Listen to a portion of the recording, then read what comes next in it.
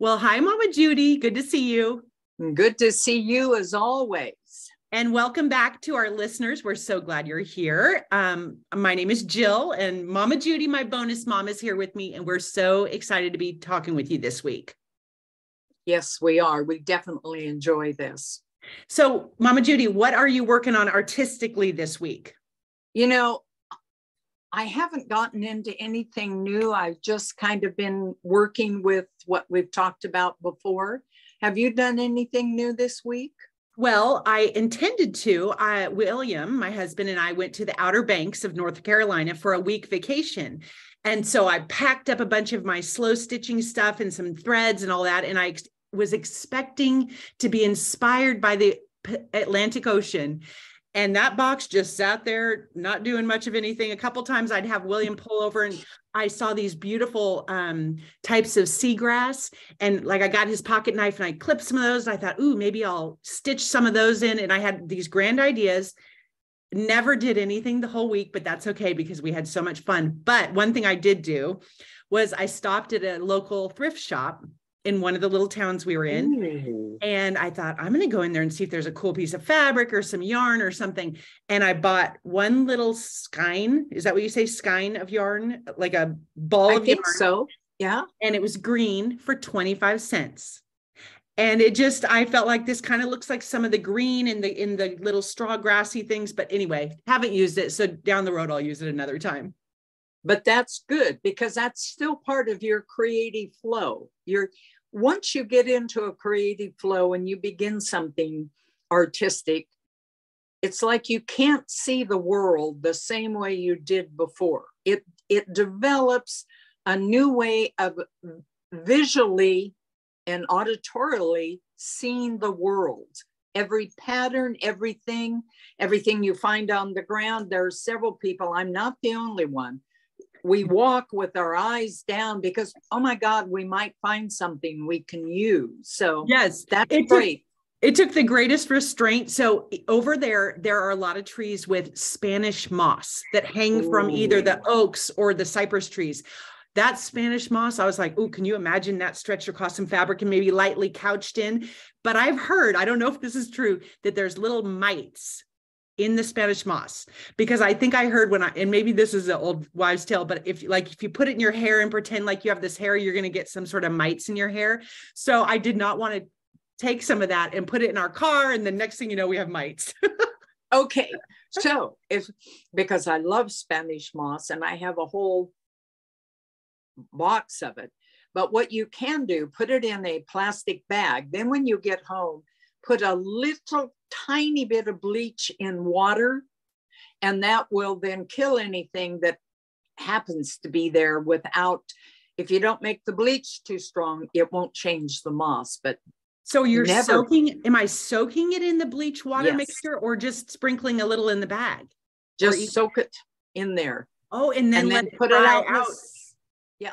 Oh my goodness. Well, there you go. I hope people are listening to this and this tip may come in handy this week. I pray it does. If it does, let us know. Yes. Anyway, yes. Good inspiration. That's all we can do is share. Yes. Well, Mama Judy, what are we talking about this week? Well, we've run this idea in and out of 2 podcasts, and we've talked about the imposter syndrome. Then we've talked about what happens when you compare and how to maybe get away from that. And so if we move away from comparison, it occurred to me that what we're trying to get to is our authentic art. There's all kinds of words that we might say that some people may interpret differently. So sometimes I feel like I need to clarify a little bit. For example, I use the word tribe, and really what I mean is a community of supporting and like-minded people. So I'm going to throw out the word authentic self.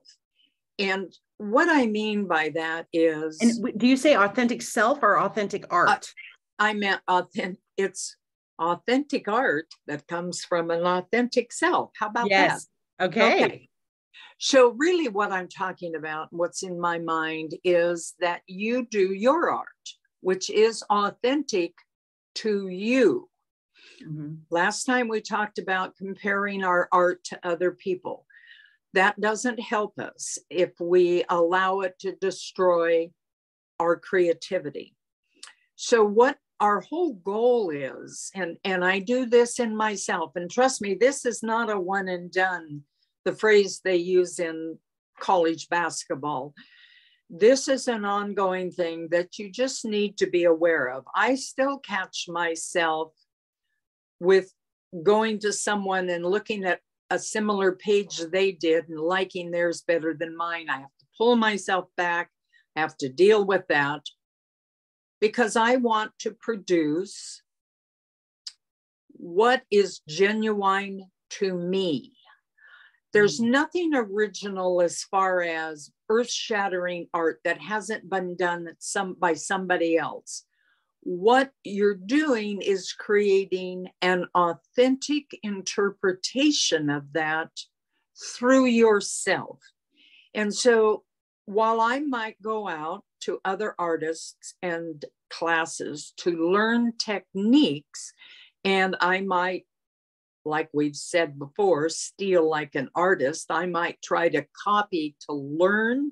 My goal is that I take all of this stuff and internalize it, put in the time necessary and the focus, that I focus on, is this really me? Is this what I want to create? Have you found a similar journey in your art? Yes. And I have one question. So basically, is authentic art, is it basically our style? Could you say, yes. Is that another way to say it? Yes, your style. That is okay. Probably the easier thing for people to understand than authentic.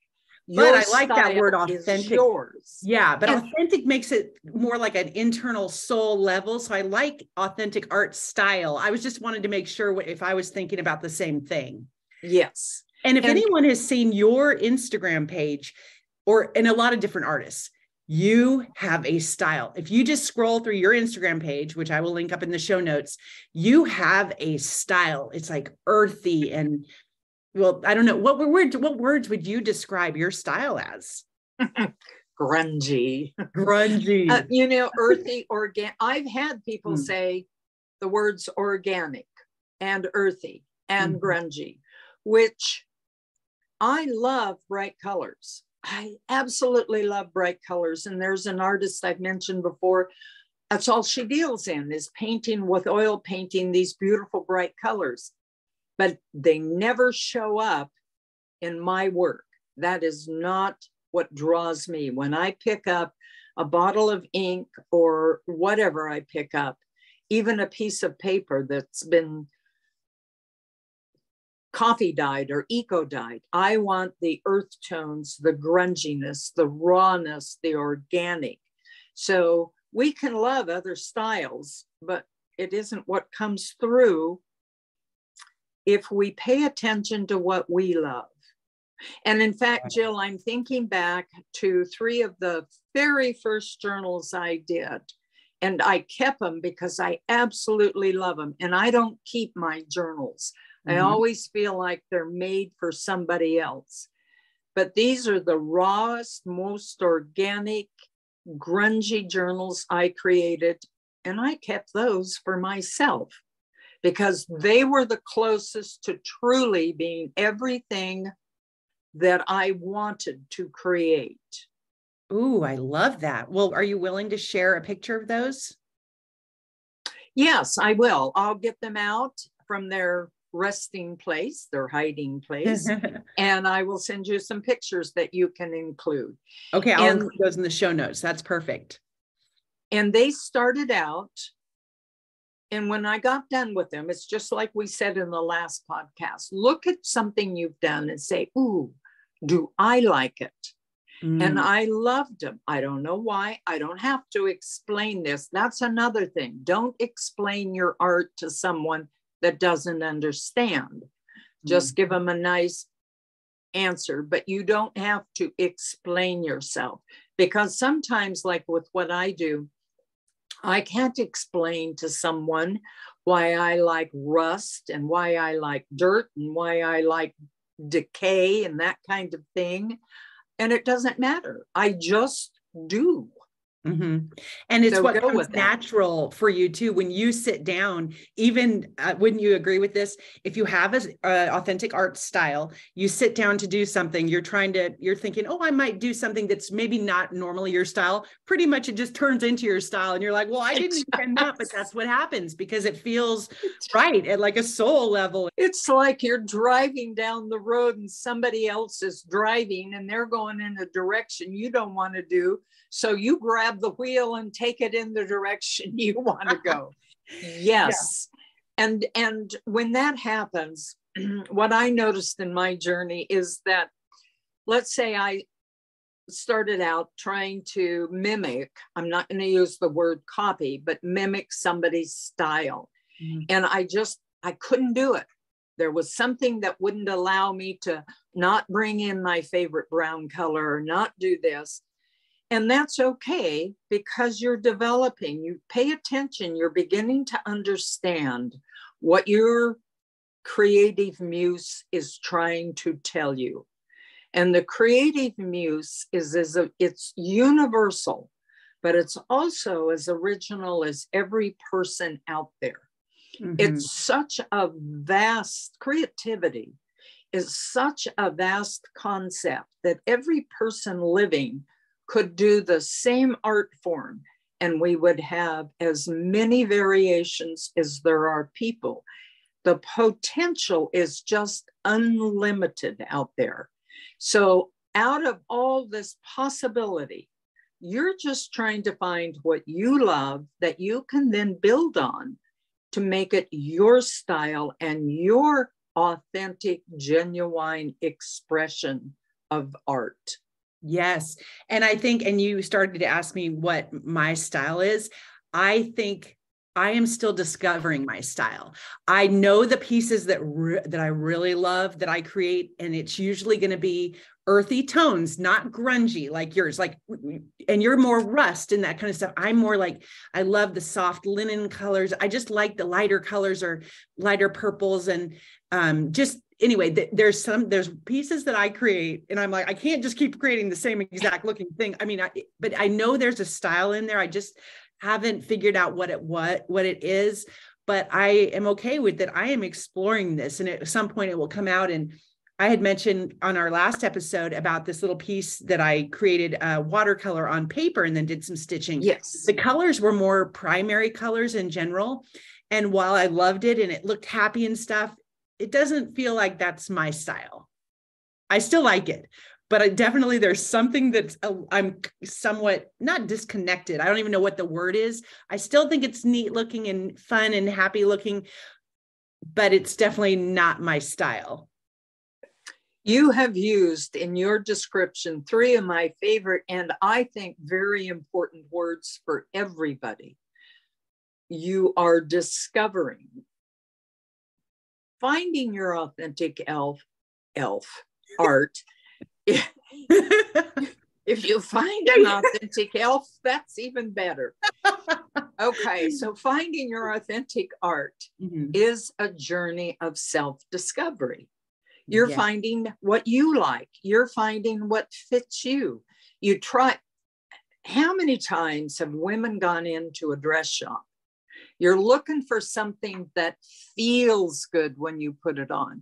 And you might try on 30 different pieces until you've put on the one that you go, yes, that's the one. Yes. That's the same thing we're doing in the art process.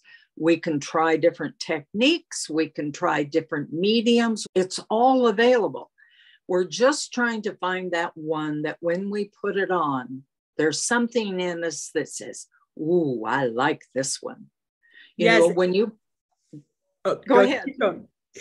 Well, when you put that dress on, for example, in that analogy, my mother, let me use my mother, was barely 5 foot. And she was a woman that was in a profession back in the 50s and 60s when there weren't a lot of women that could rise beyond a certain level. And anytime she had to go up against somebody, to make a point or whatever, she put on a red dress. Ooh. Because when she put on a red dress, she could take on the world. So that's that same feeling where you have something that it just does so much for you that you can take on the world, if nothing more than taking on the world of your internal dialogue. So that's what authentic art is. We want to move towards, when you love the linen colors and certain threads, doesn't mean that the other colors won't show up, because you're always discovering and experimenting. But slowly but surely, you will build a repertoire, a vocabulary of colors that you love, of stitches. And that's what will eventually become your style, your foundation. Yes. And I think too, another thing is, you've been doing art for how many years? Oh God, 75? Well, let's see.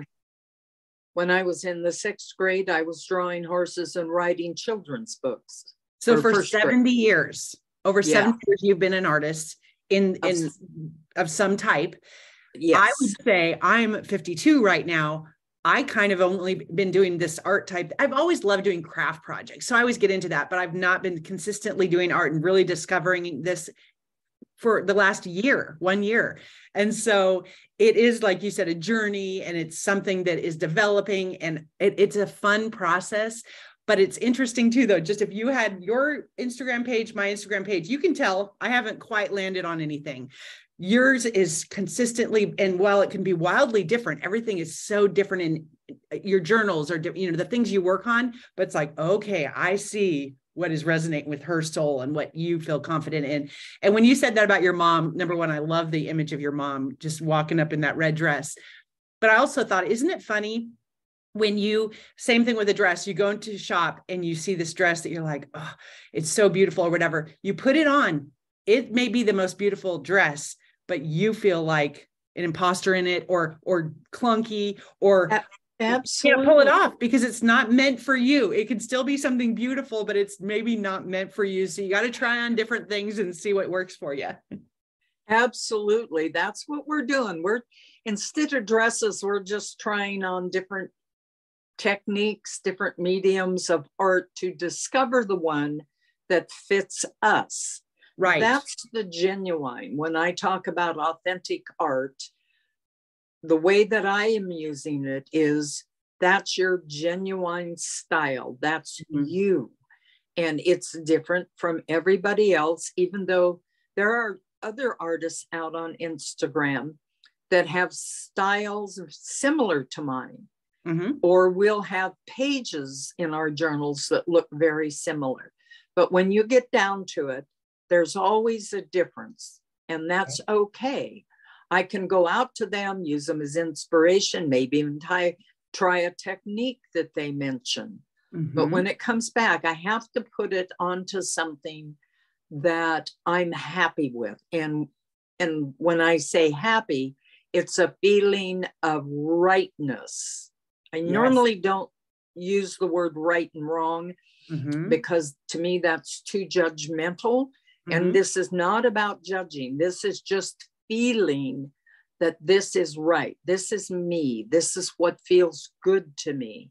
That's a good indication of your authentic self in the authentic art process, in the genuine Jill process, in the genuine Mama Judy process.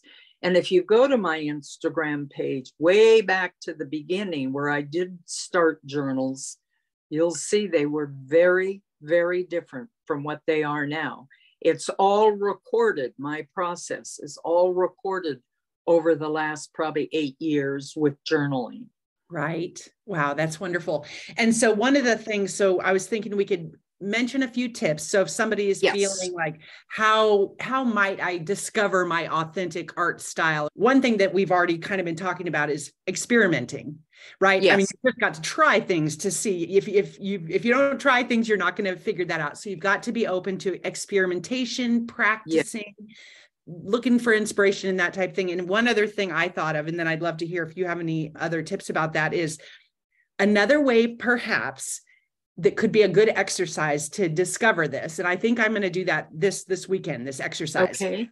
Is to express your emotions, or like sit down and maybe write yourself a question and like, how do I feel about this? Or you could just sit down and think, how do I feel? But where you sit down, grab some materials and just allow yourself, center yourself, ground yourself, and allow yourself to just intuitively go with it and have a little bit of freedom. And sometimes that's hard for people just to intuitively do something, but just expressing how you feel right then, or, you know, whatever that might be, and just see what happens. Absolutely. And it's a place to start. It is. It's a great place to start. And one thing that I have learned is one little rule that I always go back to. Always listen to your heart, not your head. Your head is filled with that critic that's going to say, this isn't good enough. But if you can listen to your heart, and we always use the word feel, because it does have a physical manifestation when you do something you're pleased with, even mark making with watercolors. It physically manifests in your body, but just sit there and listen to your heart. Does my heart like good? Does this feel good to my heart? Because there's a reason why there is that adage, listen to your gut, because your gut is tied to your heart. And that's where the authenticity comes from. Okay, so I have a question for you, because you've been an artist for many decades now. Does obviously things change, but can people expect that they will sort of always have an authentic art style? Or would you say that depending on the person, that could be wildly drastic? Or would you say in general, probably it's going to be somewhat similar? Like you said, your style's grungy, natural, organic. What do you think about that? I think it's both. I think even people that do wildly different things, number one, if it's an authentic art, no matter what the medium is, it's always going to feel good to them. So I could use wild colors and do an abstract painting, and I could do a grungy journal. But within those two, the core thing is it feels good to me. It doesn't have to match. When I first started doing my little journals, which were very different, I think I called them artist books. They were all bright colors. And then primary bright colors? Very bright colors. Wow. Turquoise and yellow. And you go back and look at them. And I loved them. They were the beginning. And they got me started. And then eventually I just kept, over time, it just evolved to what now is the way that I do them. This is not about, as we said, you're going to do one experiment and you're going to be there. This is an ongoing journey for years and years, a lifetime. It's a learning process. And going back to a phrase we used before, constant, never-ending improvement, I believe, as we try to give credit to who it belongs to. And I think it was Tony Robbins, who was a self-help person, that came up with that. But another, and I just love this, in all of your art journey towards authentic expression, be one grain of sand better every day. Now think how small a grain of sand is. You can't even see it without a microscope. Right. But if we can just follow that, I'm one grain of sand better than I was yesterday. It'll all over time make a drastic difference. Number one, you're not an imposter because you're working on your authentic expression. And you do not want to compare yourself to anybody else, because that's not going to help you, that's going to stymie you. This is your journey, the individual journey. This is a personal, private journey. You don't even have to share it with family if you don't want to. Listen, I can remember the first time I ever took anything out for people to look at. It was like, oh my God, are they going to like it? It's like that little kid bringing it home. You know, that picture you made in kindergarten that you thought was a masterpiece, and you're exposing your vulnerability when you ask somebody else, do you like this? And we can get into how to work on that at some point. But right now, we want to stay away from comparison. You want to tell yourself you're not an imposter, you do belong, and you want to listen to your heart. That's not a specific exercise like yours is. So let me be more specific. When you're doing an experiment like you talked about, just sit there. What about this do I like? And so you can keep notes, just like you said. Oh, I love the way I did XYZ, and write it down. And every time you do that, you're building a positive list of things that you can always refer back to, both to remind you about the technique, but then when you're feeling less than confident, you can go back and you've written down positive things about your journey, your art that you like, that you can have your own reference list for. It's like a style guide in a way. Style guide. People have brand boards and style guides. And so I love that, because there are going to be things you forget. Like if I forgot, like I don't right now, but I might one day. I love the idea of a messy French knot.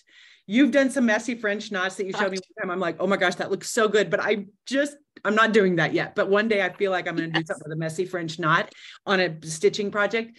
But to remember just a few of those things, like what sparks joy in my soul when I do it or see it, just to experiment with. But yeah, I love a style guide. Because I'm going to go back several times to those sayings that we've all heard growing up. Well, there's a reason they've lasted for hundreds of years. A journey begins with one step.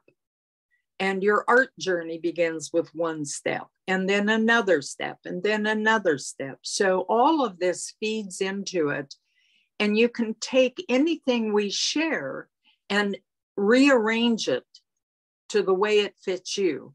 And Jill, I know we love to hear from people, but the other thing I'd like to just mention is that if we say something that somebody doesn't understand exactly what we mean by that, or they need clarification, please let us know, because we do throw around phrases that could mean things differently to different people.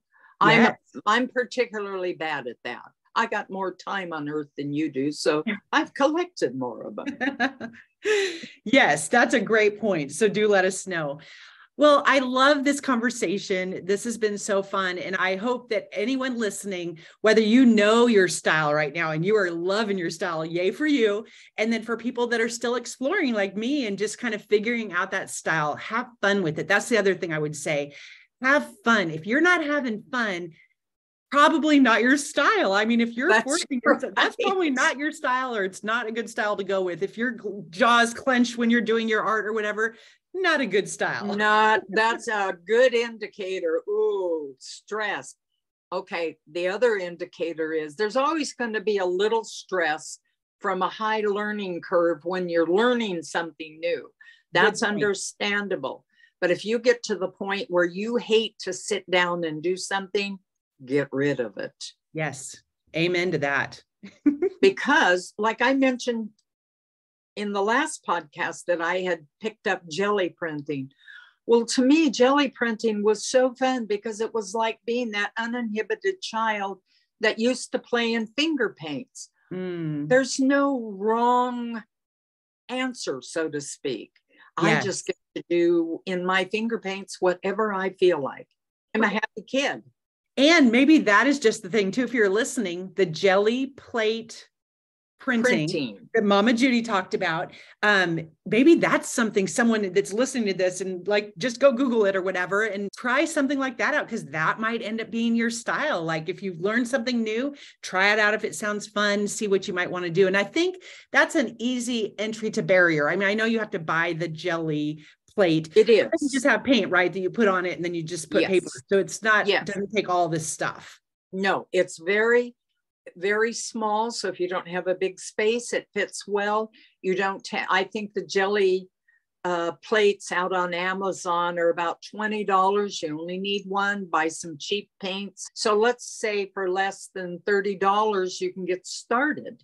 Right. Because you can experiment with every kind of paper, just all kinds of things. And out on YouTube, bless YouTube, there are all kinds of 10-minute videos that if you watch one or two of them, you can start having fun. So if you want just a fun and easy, inexpensive way to begin a creative activity, I recommend jelly plate printing. Notice I said that slowly. Yes. And jelly is G-E-L-L-I. Great. And again, even if this is something where you might say, like I did before I did my watercolors last week, I'm just not really into paint or whatever, just try stuff because it's fun you might unlock something that you love or just something that's different. But I have another question for you, Judy. Is there a way, let's just say somebody's like, I don't want to go buy one more supply. Is this possible? Because I can kind of see what you're talking about, but could somebody use like that poppy stuff that people put in packaging mailers? Is that sort of the same thing? Could you take the bubble wrap, put paint over? Could that be a similar effect, or is that completely different than this process? That is completely different, but I use bubble wrap all the time to make the bubble dots on my pages. Okay. But the jelly plate is jelly, almost like a thick foam rubber, but it's clear. Okay. And you can make designs on it and you press the paper down and then the paper pulls the paint off the plate. Okay. And you're making the designs on the jelly plate. It doesn't come with the designs already on it. No. Oh, okay. Interesting. I'm going to link up. Maybe you could share one video that you would suggest, a fun little video that I'll include in the show notes for this one, just if someone's curious, Yes, absolutely. Because as we said in our intro some time ago, we're just trying to share our experiences, our products, and it is only a beginning. It's just what we've learned. Absolutely. And I want to end by just saying, if you like this podcast, if you like hanging out with me and my mama, Judy, every week, please subscribe to it if you have not already. And we would love it too. If you have other artistic friends or somebody you might think would enjoy listening to this, please share. We would love to get this out to as many people as possible that it might be fun for them to listen. So we appreciate you listening and we look forward to talking to you next week. We sure do, Jill. All right. Love you, Mama Judy. Bye. Love you, Jill. Bye-bye. Bye, everyone.